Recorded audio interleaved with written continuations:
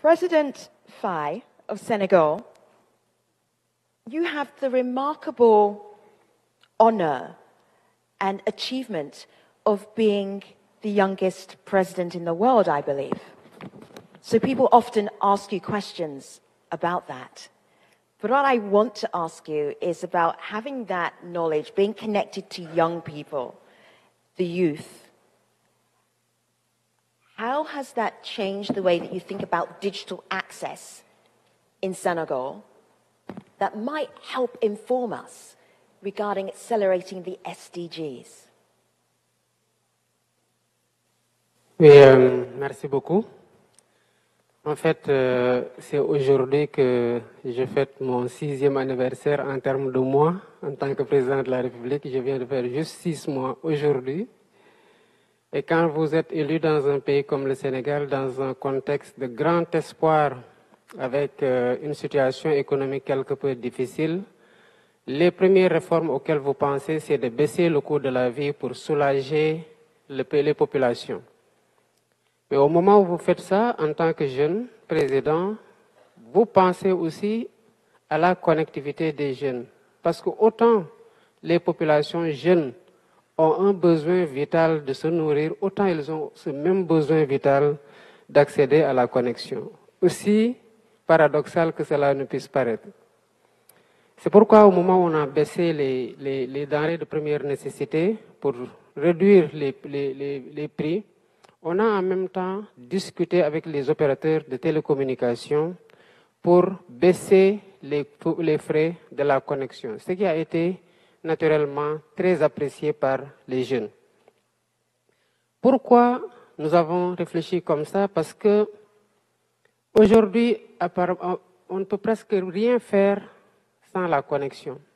Et l'Internet impacte tous les secteurs de la vie quotidienne, qu'il s'agisse de l'éducation, de l'agriculture, de la santé ou d'autres services. Il y a l'informatique et l'Internet avec l'arrivée de l'intelligence artificielle qui impacte tous les secteurs. Donc, on se dit que pour ne pas laisser tous ces secteurs en rade, il faut aussi baisser ces frais. Et les jeunes, comme je l'ai dit tout à l'heure, l'ont remarquablement apprécié.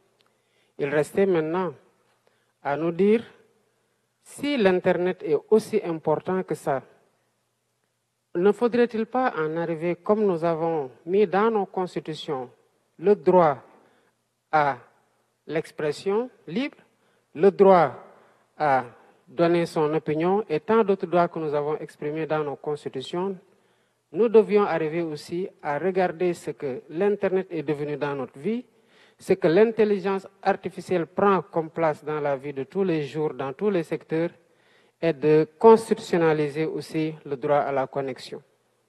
Nous sommes en train de préparer des élections après lesquelles certainement il y aura une révision de la Constitution.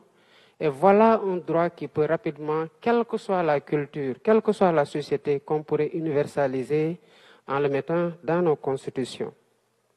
Mais malheureusement, la moitié de la population mondiale n'a pas accès à l'Internet. Et une bonne partie de la population de ce monde n'a pas accès à l'électricité. Que faire? Au Sénégal, comme en Afrique, 36% de la population n'ont pas accès à la connexion. Alors que dans le monde, ce taux est de 62,5%. Donc on a un grand gap à rattraper pour faire en sorte que l'Internet soit disponible partout dans les zones rurales, ce à quoi nous travaillons. Mais nous partons d'un existant qui est important en termes de vision, non seulement pour le Sénégal, mais pour l'Afrique, parce que le Sénégal reste un pays très ouvert sur l'Afrique, assez stable, pour permettre de servir de hub technologique. Et c'est pour ça que nous sommes en train de concevoir ce que nous appelons un hub technologique pour apporter les investissements nécessaires et attirer les chercheurs comme des supercalculateurs, des clouds souverains et des data centers. Merci.